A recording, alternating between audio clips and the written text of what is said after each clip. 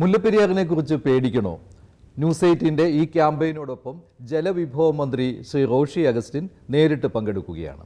Shri Roshy Augustine, ഇപ്പോൾ എല്ലാ മഴക്കാലത്തും ഉണ്ടാകുന്നതാണ് ഈ മുല്ലപ്പെരിയാറിനെ കുറിച്ചുള്ള ഈ ആശങ്ക.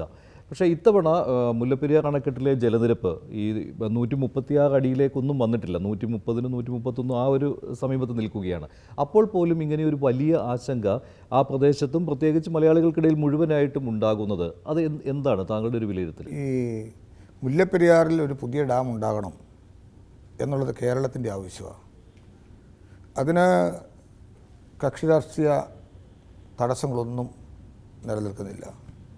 സംസ്ഥാന ഗവൺമെൻറ് കേരള നിയമസഭയിൽ ഒരുപക്ഷെ നിയമസഭ യുനാനിമസായി പാസ്സാക്കി അയച്ച പ്രമേയമാണ് പുതിയൊരു ഡാം മുല്ലപ്പെരിയാറിൽ ഉണ്ടാകണം എന്നുള്ളത്. അതിനുള്ള പരിശ്രമങ്ങൾ ഒരു വശത്ത് നടക്കുന്നു. ഇതോടൊപ്പം കോടതിയുമായി ബന്ധപ്പെട്ട കേസുകൾ ഉണ്ട്. എന്നാൽ ഔട്ട് ഓഫ് കോർട്ടിൽ പോലും ഇത്തരം കാര്യങ്ങൾ കൊണ്ടുവന്ന് ഇത് വളരെ സ്പീഡിൽ ആകാൻ കഴിയുന്ന കാര്യങ്ങളുണ്ടോ എന്നുള്ളതിനെക്കുറിച്ചിട്ടുള്ള ചിന്തകളും ഉണരുന്നുണ്ട്. എന്നാൽ ഇപ്പോൾ കാണേണ്ട വിഷയം, മഴക്കാലം സജ്ജമാകുന്നു. എല്ലാ കാലഘട്ടത്തിലെയും പോലെ മുല്ലപ്പെരിയാറിലെ ജലനിരപ്പ് ഉയരും. അങ്ങനെ ഉയർന്നാലുണ്ടാകാവുന്ന ബുദ്ധിമുട്ടുകൾ, അപ്പോൾ ജനങ്ങളുടെ സുരക്ഷയെ സംബന്ധിച്ച് അക്കാര്യങ്ങളിൽ നടപടിയെടുക്കുക എന്നുള്ളതാണ് നമുക്ക് സാധ്യമായ ആദ്യത്തെ സ്റ്റെപ്പ്. ഇപ്പോൾ വരുന്നൊരു മാസക്കാലത്തിനിടയ്ക്ക് ഉണ്ടാകാൻ പോകുന്ന അതിവൃഷ്ടി, രൂക്ഷമായ ബുദ്ധിമുട്ട് നമുക്ക് രൂപപ്പെട്ടാൽ മുല്ലപ്പെരിയാർ ഡാം ഉണ്ടാകണമെന്ന വാദഗതികൾ നമ്മൾ മുന്നോട്ട് വയ്ക്കുകയും ശ്രമിക്കുകയും ചെയ്യുന്നതിനോടൊപ്പം തന്നെ അവിടുത്തെ ജനങ്ങളുടെ സുരക്ഷയെ ലക്ഷ്യം വെച്ചുകൊണ്ടുള്ള കാര്യങ്ങൾ ചെയ്യേണ്ട ചുമതലയും സർക്കാരിനുണ്ട്. അതെന്താണ് അടിയന്തരമായിട്ട് ചെയ്യുന്നത്? എന്താണ് പോലെയുള്ള അതെ, അതിനകത്ത് പദ്ധതികൾ? ഇന്നലെ കളക്ടറേറ്റ് മീറ്റിംഗ് വിളിച്ചിരുന്നു. MP, MLA, ജില്ലാ പഞ്ചായത്ത് പ്രസിഡന്റ്, ഈ അഫക്റ്റഡ് ഏരിയയിലെ പഞ്ചായത്ത് പ്രസിഡന്റുമാർ, എല്ലാ ഡിപ്പാർട്ട്മെൻ്റ് തല ഉദ്യോഗസ്ഥന്മാരും ജില്ലാ കളക്ടറും ഉൾപ്പെട്ട മീറ്റിംഗാണ് വിളിച്ചത്. അപ്പോൾ ഒരു കലാമിറ്റി ഉണ്ടാകുമ്പോൾ മുല്ലപ്പെരിയാറിലെ ജലനിരപ്പ് ഉയരുന്നതും അത് സ്പില്ല് ചെയ്യുന്നതും മാത്രമല്ലല്ലോ.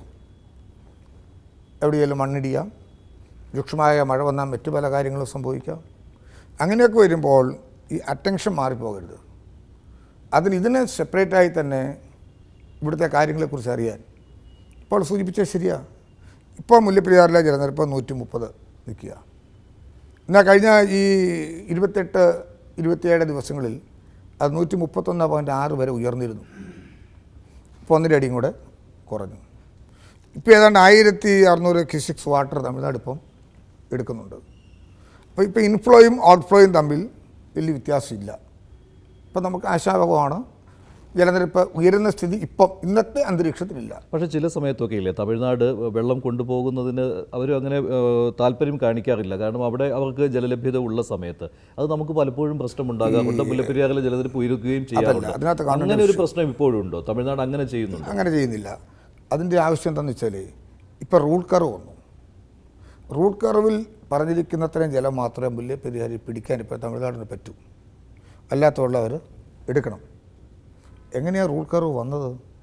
റൂട്ട് കർവ് വരാനുണ്ടായ സാഹചര്യം എന്ന് പറഞ്ഞാൽ ഈ 2016 സുപ്രീം കോടതി 142 വരെ ജലം പിടിക്കാം എന്ന് തമിഴ്നാടിന് അനുകൂലമായൊരു വിധി എന്ന് വേണമെങ്കിൽ പറയാവുന്ന സാഹചര്യം ഉണ്ടായി. അപ്പോഴാണ് നമ്മൾ കോടതിയിൽ വാദിച്ചത് 2018 പ്രളയ കാലഘട്ടത്തിൽ ഇത് ഈ നില അന്തരീക്ഷമുണ്ട്, ഇപ്പോൾ കോടതി ഇടപെട്ടു, 139 അധികരിക്കരുത് എന്ന് കോടതി തന്നെ പറഞ്ഞു. പിന്നീട് നമ്മൾ ആവശ്യപ്പെട്ടു ഇതിന് റൂൾ കർവ് വേണം. റൂൾ കർവും സുപ്രീം കോടതി അംഗീകരിച്ചു. അതുകൊണ്ട് ഇപ്പം നമുക്ക് പിടിക്കാവുന്ന വാട്ടർ ലെവലിനൊരു പരിധിയുണ്ട്. ഇപ്പം എനിക്ക് തോന്നുന്നത് 138 വരെ പിടിക്കത്തുള്ളൂ. ഇന്നത്തെ അന്തരീക്ഷത്തിലുള്ള റൂൾ കർവ് അതാ 138 വരെ ഇപ്പം പിടിക്കാൻ പറ്റുമോ അവർക്ക്. പക്ഷേ ഇപ്പം 130 ഉള്ളൂ. ഇപ്പം 130 ഉള്ളൂ. 142 വരെ ഇന്ന് പിടിക്കാൻ അവർക്ക് അവകാശമില്ല. അപ്പോൾ ഇന്ന് 138 കൂടുതൽ വെള്ളം വരുന്നുണ്ടെങ്കിൽ അത് അത്രയും കൂടുതൽ ഡിസ്ചാർജ് ചെയ്ത് കൊണ്ടുപോകണം. 132 അധികരിക്കാൻ പാടില്ല എന്നുള്ളതാണ് റൂട്ട് കർവ് സിസ്റ്റത്തിൽ വന്നിരിക്കുന്നത്. മുമ്പ് ഇങ്ങനെ സംഭവിച്ചിട്ടുള്ളതാണ്. ഈ റൂൾ കർവ് ഉള്ള സമയത്ത് പോലും നമുക്ക് അങ്ങനെ ഒരു ആശങ്ക, എനിക്ക് തോന്നുന്നു ഒരു 137 അടി വരെ വെള്ളം സംഭരിച്ച് വെക്കാവുന്ന സമയത്ത് 136 ആകുമ്പോഴേ നമ്മൾ പറയുമല്ലോ വെള്ളം കൂടുതലായിട്ട് ഒഴുകിക്കൊണ്ട് പോകണം, അതല്ലെങ്കിൽ 136 കൂടാൻ പാടില്ല. അത് തമിഴ്നാട് ആ സമയത്ത് ഒരു ബുദ്ധിപരമായിട്ട് അവർ ഈ 142 വരെ എത്തിക്കാനുള്ള ഒരു ശ്രമം നടത്താറുള്ളത്. അങ്ങനെ നടത്തിയത് കൊണ്ടാണല്ലോ നമ്മൾ ആവശ്യപ്പെട്ട റൂട്ട് കർവ് വേണമെന്ന്. അന്ന് റൂട്ട് കർവ് ഇല്ല. അന്ന് 136 കഴിഞ്ഞപ്പോൾ 142 പോവുക. ആ ഘട്ടത്തിലാണ് നമ്മൾ ഇടപെടുകയും റൂൾ കർവ് സിസ്റ്റത്തിലേക്ക് വരികയും ചെയ്തത്. എന്നാൽ അതോടൊപ്പം കാണേണ്ട മറ്റൊരു കാര്യം, ഇപ്പോഴത്തെ അവസ്ഥയിൽ മാറ്റിപ്പാർപ്പിക്കേണ്ട സാഹചര്യങ്ങളോ മറ്റിതര വിഷയങ്ങളോ ഒന്നും നിലവിലില്ല. ഇത് കാണേണ്ട മറ്റൊരു കാര്യം, സീ ലെവലിൽ നിന്ന് ഇന്നത്തെ ഹൈറ്റ് 174.5 മീറ്റർ ഉയരമാണ് വാണിംഗ് ലെവൽ. ഇപ്പോൾ 171 പോയിൻറ്റ് സംതിങ്ങേ ഉള്ളൂ. അപ്പോൾ ഒരു വാണിംഗ് ലെവലിലേക്ക് പോലും പോകാനുള്ള ഘട്ടങ്ങളൊന്നും ആയിട്ടില്ല. പക്ഷേ എന്നിട്ട് പോലും ആശങ്ക കൂടുന്നുണ്ട്. സാമൂഹ്യ മാധ്യമങ്ങൾ താങ്കൾ ശ്രദ്ധിക്കുന്നതാണല്ലോ, സ്ഥിരമായിട്ട് മുല്ലപ്പെരിയാർ പൊട്ടുമോ എന്നുള്ള ചോദ്യമാണ്. തീർച്ചയായിട്ടും സ്ഥിരമായിട്ട് ഒരു ഇതിനകത്ത് ഒരു പരിഹാരം അതിപ്പോഴും അകലെ തന്നെയല്ലേ? അതുകൊണ്ടാണല്ലോ പുതിയൊരു ഡാം ഉണ്ടാകണമെന്നുള്ള ആവശ്യത്തിന് വേണ്ടി സംസ്ഥാന ഗവൺമെൻറ് എടുക്കാവുന്ന സ്റ്റെപ്പുകൾ DPR തയ്യാറാക്കി. ആ DPR 18-19 കാലഘട്ടത്തെ പ്രളയാനന്തരം വീണ്ടും നമുക്ക് റീഡിസൈൻ ചെയ്യേണ്ടി വന്നു. പുതിയ DPR തയ്യാറാക്കി. ഇനി നമുക്ക് സെൻട്രൽ ഗവൺമെൻറ്റിൽ നിന്ന് ലഭിക്കേണ്ടത് പാരിസ്ഥിതിക അനുമതിയാണ്. ആ പാരിസ്ഥിതിക അനുമതി ലഭിക്കുന്നതിനുള്ള മൂവ്മെൻറ്റ് നമ്മൾ നടത്തി. ഇപ്പോൾ സുപ്രീം കോടതിയിലെ കേസ്, സെൻട്രലിൽ നിന്ന് പാരിസ്ഥിതിക അനുമതി ലഭിക്കേണ്ടതായ വിഷയം, ഇക്കാര്യങ്ങൾ പരിഹരിച്ചാൽ ഈ ഡാം പണിയാൻ സ്റ്റേറ്റ് സജ്ജമാണ്. പക്ഷേ അതിനുള്ള എല്ലാ ഒരുക്കങ്ങളും നമ്മൾ നടത്തി. അതിനൊക്കെ പക്ഷേ ഇനിയും ഒരുപാട് കടമ്പകൾ കടക്കേണ്ടതുണ്ടല്ലോ. അതിനു മുൻപ് ഈ രണ്ട് സംസ്ഥാനങ്ങളും തമ്മിലുള്ള ഒരു ചർച്ചയുടെ അന്തരീക്ഷത്തിലേക്ക് എന്തെങ്കിലും സാധ്യതയുണ്ട്? അതിലേക്കാണ് ഞാൻ കടന്നു വരുന്നത്. അതിനു വേണ്ടിയിട്ടുള്ള സാഹചര്യങ്ങൾ സംസ്ഥാനം നല്ലവണ്ണം പ്രയോജനപ്പെടുത്താൻ ശ്രമിക്കുന്നൊരു അന്തരീക്ഷമാണ്. അതോടൊപ്പം പാർലമെൻറ്റിലും ഈ വിഷയം സജ്ജമായി വരേണ്ട ഒരു ആവശ്യകതയുണ്ട്. കാര്യം നമ്മുടെ സ്റ്റേറ്റിൻ്റെ പൊതുവായിട്ടുള്ളൊരാവശ്യമാണ്. ഇന്ത്യ ഗവൺമെൻറ്റിന് ഇക്കാര്യത്തിൽ ഇടപെടാൻ സാധിക്കും. രണ്ട് സ്റ്റേറ്റ് തമ്മിലുള്ള ഇത്തരം പ്രശ്നങ്ങൾ പരിഹരിക്കുന്നതിന് വേണ്ടിയുള്ള നടപടികളിലേക്ക് വരണമെന്നുള്ള ആവശ്യം സജ്ജമാകുന്നതും തെറ്റൊന്നുമല്ല. അതിനുവേണ്ടിയുള്ള പരിശ്രമങ്ങൾ മുൻകാലങ്ങളിൽ നടന്നിട്ടുണ്ട്. ഇന്ന് അന്തരീക്ഷം മാറി.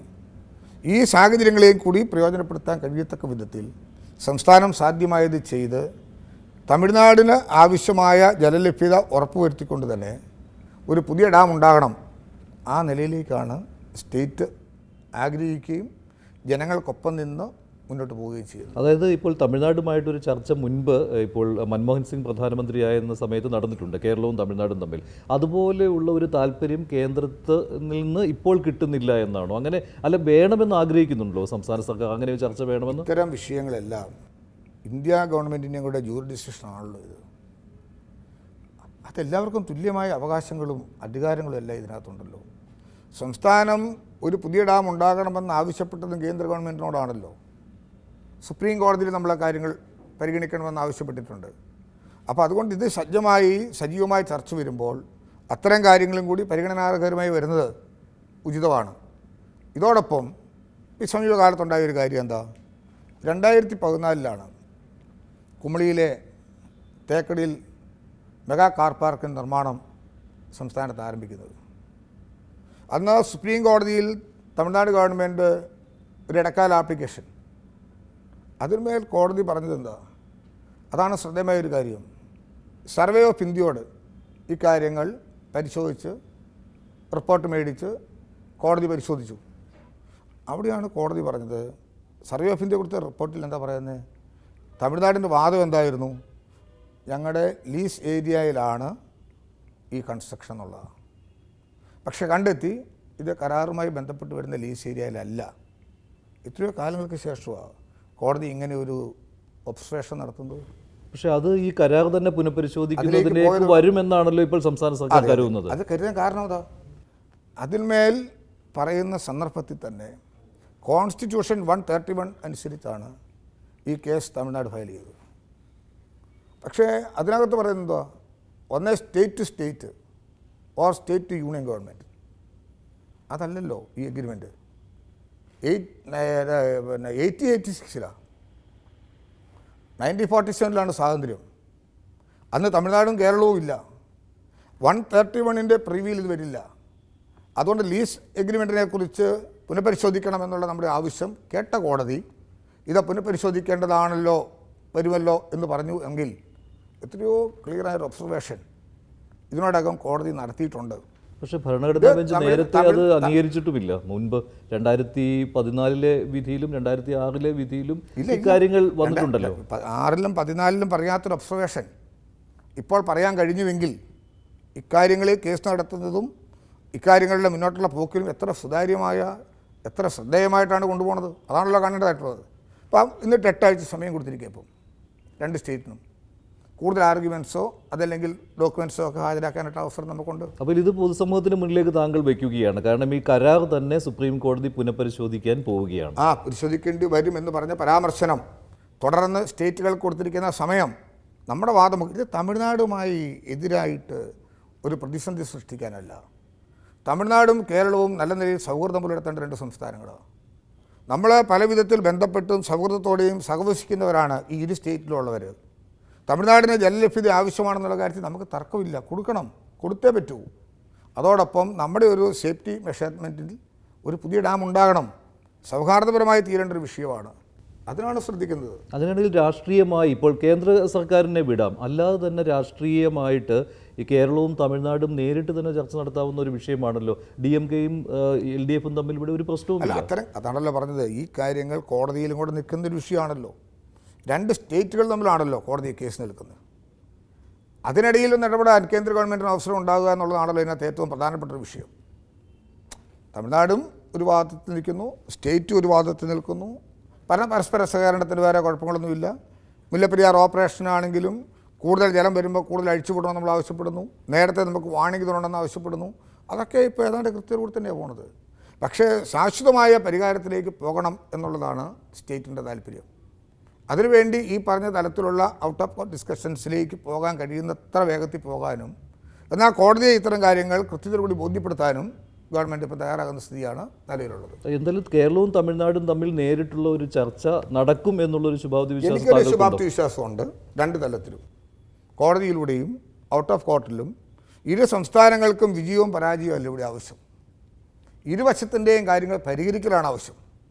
തമിഴ്നാടിന് ആവശ്യം വേണ്ടത് ജലലഭ്യതയാണ്. കേരളത്തിന് വേണ്ടത് ഒരു സേഫ്റ്റി മെഷർമെൻറ്റിൽ ഡാം ഉണ്ടാകുക എന്നുള്ളതാണ്. ആർക്കും വിജയത്തിൻ്റെയും പരാജയത്തിൻ്റെയും കണക്കല്ല. ഈ വിഷയം ഇപ്പോൾ നമ്മുടെയൊക്കെ സോഷ്യൽ മീഡിയയിലൊക്കെ ധാരാളമായിട്ട് വരുന്നു. എന്തിനാണ് ഇങ്ങനെ ഒരു യുദ്ധം? ആരാണ് കേരളത്തിൽ ഇതിനെ എതിർക്കുന്നത്? ഏതെങ്കിലും നല്ല സജഷൻസ് ഉണ്ടെങ്കിൽ സർക്കാരിലേക്ക് വന്നാൽ തീർച്ചയായിട്ടും അത് സ്വീകരിക്കും. നല്ല നിർദ്ദേശങ്ങൾ സ്വീകരിക്കും. ഏതെങ്കിലും കാര്യത്തിൽ പാളിച്ചകൾ വന്നിട്ടുണ്ടോ, തിരുത്തണോ പറഞ്ഞാൽ അതും പരിശോധിക്കും. ഇവിടെ അങ്ങനെ വ്യത്യസ്തമായ ആംഗിളിൽ പോകേണ്ട ഒരു സ്ഥിതിയില്ല. ഞാൻ ആശങ്ക പരത്തുന്നു എന്ന് പറഞ്ഞൊരു വാർത്ത ഞാൻ കണ്ടു. അതെ, മന്ത്രി പറഞ്ഞതായിട്ട് ഞാൻ പറഞ്ഞത് എന്താ, ഭീതി പരത്തുന്ന തലത്തിലുള്ള ഇത്തരം സോഷ്യൽ മീഡിയയുടെ ഇടപെടൽ ആശങ്ക പരത്തുന്നതാണെങ്കിൽ അതിലാശങ്കപ്പെടേണ്ടതില്ലെന്നാണ് എൻ്റെ വാദം. അല്ല, താങ്കൾ പറയുന്നത് ആശങ്ക വേണ്ട എന്ന് താങ്കൾ പറയുന്നത് പക്ഷേ 2011 താങ്കളുടെ സ്റ്റാൻഡിൽ നിന്ന് മാറിക്കൊണ്ടല്ല. അല്ല, ഞാനതിൽ ആശങ്ക എന്ന് പറയുന്ന വാക്കും ഭീതി എന്ന് പറയുന്ന വാക്കും രണ്ടാണ്. ഒരാളിൽ ഭീതി ജനിക്കുന്ന തലത്തിലുള്ള പ്രചാരണങ്ങൾ കണ്ട് ആശങ്കപ്പെടേണ്ടതില്ലെന്നാണ് എൻ്റെ വാദം. അല്ലാതെ ആശങ്ക ഇപ്പോഴും ഉണ്ട് മുല്ലപ്പെരിയാർ ഡാം. അത് ഓരോ ജനങ്ങളിലും രൂപപ്പെട്ടു വരുന്ന പ്രശ്നങ്ങളില്ലേ. ഈ ഡാം പുതിയതുണ്ടാകണം എന്ന ആവശ്യം തന്നെ ഗവൺമെൻറ് മുന്നോട്ട് വെക്കുന്നത് തീർച്ചയായിട്ടും ആ കൺസ്ട്രക്ഷൻ ആവശ്യമുണ്ടെന്നും നമ്മുടെ ജനങ്ങളുടെ സുരക്ഷയ്ക്ക് ഇത് ആവശ്യമാണെന്നും ബോധ്യമുള്ളതുകൊണ്ട് തന്നെയാണല്ലോ. അപ്പോൾ അതിനെ നമ്മൾ ആ നില ചിത്രീകരിക്കുകയല്ല വേണ്ടത്. തീർച്ചയായിട്ടും അതിന് ഒരു പോസിറ്റീവ് മൈൻഡായിട്ട് കാണാനായിട്ട് ശ്രദ്ധിക്കണം. ജനങ്ങൾക്കൊപ്പം നിൽക്കാനും ജനങ്ങളുടെ വിഷയങ്ങൾ പരിഹരിക്കാനും. ഞാനെന്ന സമരം 10-12 ദിവസം കിടന്നതല്ലേ മുല്ലപ്പെരിയാറുമായി ബന്ധപ്പെട്ട്. അന്ന് എല്ലാവരും ഉണ്ടായിരുന്നു, ഞാൻ മാത്രമല്ലല്ലോ. അതിനുശേഷം ഇത്രയും വർഷങ്ങൾ കടന്നു, വീണ്ടും ഡാമിൻ്റെ പ്രായം വർദ്ധിച്ചു വരുന്നു. അപ്പോൾ വീണ്ടും നമ്മളിത് ആവശ്യപ്പെടുന്നു, കോടതിയിലേക്കും പോകുന്നു. ഇപ്പോൾ നമുക്ക് വയനാടുണ്ടായ സംഭവ വികാസങ്ങളെല്ലാം എടുത്ത് പരിശോധിക്കുമ്പോൾ ഇതിന് കുറേ കൂടി ഇടപെടാനുള്ള സാഹചര്യം കൂടി രൂപപ്പെട്ടു വന്നിരിക്കുന്നു. അതിനെയും പോസിറ്റീവായി കണ്ട് ഇത്തരം കാര്യങ്ങൾ ബോധ്യപ്പെടുത്തി ഈ കാര്യം ചെയ്ത് ജനങ്ങളെ സുരക്ഷാ വലയത്തിൽ കൊണ്ടുവരിക, അതാണ് ഗവൺമെൻറ്റിൻ്റെ ഒരു നിലപാടും സർക്കാരിൽ നിന്ന് ജനങ്ങൾ പ്രതീക്ഷിക്കുന്നതും. അതൊരു ഇഞ്ച് പോലും മോശം വരാതെ കാര്യങ്ങൾ കൃത്യത കൂടി മുന്നോട്ട് കൊണ്ടുപോകും. അന്ന് പ്രളയം ഉണ്ടാകുമ്പോൾ ഇപ്പോൾ കഴിഞ്ഞ 2018-19 ഈ ഇൻ്റർവ്യൂവിൽ ഞാനിവിടെ ഇരിക്കുമെന്ന് അങ്ങനെ എനിക്ക് അന്ന് പ്രതീക്ഷിക്കാൻ കഴിയുമോ? ഞാനൊക്കെ തീർന്നെന്ന് വിചാരിച്ചതാണ്. നമ്മുടെ മീഡിയ ഉൾപ്പെടെ എല്ലാ മീഡിയയും ഉണ്ടായിരുന്നു. ഏതെങ്കിലും ഒരു മീഡിയയിൽ കൂടെ അവിടുന്ന് ഒരു വാർത്ത പുറത്തോട്ട് പുറലോകത്തെ അറിയിക്കാൻ നമുക്ക് പറ്റാതെ പോയി. എല്ലാ കമ്മ്യൂണിക്കേഷനും വിട്ടു. ഒരു 10-12 മണിക്കൂറും കൂടി തുടർച്ചയായി മഴ പെയ്തിരുന്നെങ്കിൽ എന്തായിരുന്നു അവിടെ സംഭവിക്കാൻ പോകുന്നത്? മുല്ലപ്പെരിയാർ സ്പില്ല് ചെയ്ത് ഇടുക്കി ഡാമിൽ നിന്നുള്ള വെള്ളം താഴേക്ക് വിട്ട് ആലുവ ഉൾപ്പെടെ വെള്ളപ്പൊക്കം ഉണ്ടാകുന്നു. നമുക്ക് വല്ലാത്ത അന്തരീക്ഷം ഉണ്ടായി. അന്നുണ്ടായിരുന്നതിനേക്കാൾ വ്യത്യസ്തമാണെന്ന് ചിത്രം. കാരണം എന്താ? ഒരു 90 mm, 100 mm, 110 mm ഒക്കെ പെയ്യുമ്പോൾ കനത്ത മഴയാണ്. ഇന്നത് 200 mm, 300 mm ഒക്കെ പെയ്തിറങ്ങുന്നത്. അതുകൊണ്ട് ഈ സാഹചര്യങ്ങളെല്ലാം ബോധ്യപ്പെടുത്തിക്കൊണ്ട് തന്നെ ബഹുമാനപ്പെട്ട സുപ്രീം കോടതിയിലും ഇന്ത്യ ഗവൺമെൻറ്റിൻ്റെ മുമ്പിലും ഈ ആവശ്യങ്ങൾ പരിഹരിക്കുന്നതിന് വേണ്ടിയും പുതിയ ഡാം ഉണ്ടാകുന്നതിന് വേണ്ടിയുമുള്ള ശ്രദ്ധാപൂർവമായ നീക്കമാണ് ഗവൺമെൻറ്. പക്ഷേ അതിനേക്കാൾ എല്ലാം ഉപരിയായിട്ട് തമിഴ്നാടിനാണ് അത് ബോധ്യപ്പെടേണ്ടത്. അതിനുള്ള അവസരം അവർക്കത് ഉണ്ടാകുമോ ഇല്ലയോ ബോധ്യപ്പെടും. എന്നുള്ളത്. കാരണം അവർക്ക് ജലലഭ്യത വേണ്ടേ? ഈ ഡാമല്ലേ അവരുടെ ജലം ലഭിക്കുന്നതിന് വേണ്ടി വരുന്ന ഏറ്റവും പ്രധാനപ്പെട്ട ഒന്ന്. ഇതില്ലെങ്കിൽ അവർക്ക് എങ്ങനെയാണ് വെള്ളം ഉണ്ടാവും? അതവർക്കും ബോധ്യപ്പെടണം. അതാണല്ലോ ഞാൻ പറഞ്ഞത്. അവർക്ക് ജലലഭ്യത ഉറപ്പുവരുത്തുക എന്ന് പറഞ്ഞാൽ ഡാം വേണമെന്ന് തന്നെയാണല്ലോ. ഈ സാഹചര്യം ഇവിടെ ഉണ്ടാകണമല്ലോ. അപ്പോൾ അതുകൊണ്ട് ഈ രണ്ട് കാര്യങ്ങളെയും കഴിയുന്നത്ര പോസിറ്റീവായി കണ്ടുകൊണ്ടുപോകാൻ ജനങ്ങൾ ഈ കാര്യത്തിൽ ഇത്തരത്തിലുള്ള വാർത്തകൾ ഏതെങ്കിലും സാമൂഹ്യ മാധ്യമങ്ങളിൽ കൂടെ വരുമ്പോൾ അതുമായി തന്നെ ബന്ധപ്പെട്ട് ചിന്തിച്ച് ഒരു ഭീതിയിലാകരുതെന്നുള്ളതുകൊണ്ടാണ് ഞാൻ ആ വാക്ക് ഉപയോഗിച്ചത്. നമ്മളെ ചെയ്യേണ്ട കാര്യങ്ങളെല്ലാം കൃത്യതയോടു കൂടി മുന്നോട്ട് കൊണ്ടുപോകുന്നുണ്ട്. അതോടൊപ്പം തന്നെ ഈ ഡാം ഉണ്ടാകണമെന്നുള്ള കാര്യത്തിൽ ലവലേശം വിട്ടുവീഴ്ചയില്ലാത്ത സമീപനമാണ് സംസ്ഥാനം സ്വീകരിച്ചിരിക്കുന്നത്. അതിനൊരു പാർട്ടിക്കും ഒരു സമൂഹത്തിൽ ഒരു തലത്തിലുള്ള ഇടപെടൽ അതിനെതിരായിട്ട് കേരളത്തിലുണ്ടായിട്ടില്ല. അപ്പോൾ അതിനെ ആ ആംഗിളിലേ കാണാൻ തെറ്റുള്ളൂ. സമരങ്ങളൊക്കെ ഉണ്ടാകും. അതിനോടൊന്നും നമുക്ക് ഒരു എതിരഭിപ്രായമോ ഒരു തെറ്റായ ഇൻഡിക്കേഷൻസോ ഒന്നുമില്ല. അത് സ്വാഭാവികമാണല്ലോ. പക്ഷേ അതിനോടൊപ്പം സ്റ്റേറ്റിൻ്റെ താല്പര്യങ്ങൾക്കൊപ്പം നിൽക്കണം ജനങ്ങൾ. അതാണ് നമ്മുടെ ഒരു ആവശ്യം. ആ നിലയിലും കൂടി ജനങ്ങളുടെ സഹകരണം ഉണ്ടാകണം. സോഷ്യൽ മീഡിയയിലൊക്കെ വരുന്ന പ്രചാരണം വസ്തുതാപരമല്ലെങ്കിൽ ഭീതി ജനിപ്പിക്കത്തക്ക തലത്തിലുള്ളത് ഒഴിവാക്കാൻ പരമാവധി ശ്രമിക്കണമെന്നാണ് വിനയപൂർവ്വമായ എൻ്റെ അപേക്ഷ. ശരി, നന്ദി. ഇത്രയും സമയം ഞങ്ങളുടെ ക്യാമ്പയിനിൽ പങ്കുചേർന്നത്.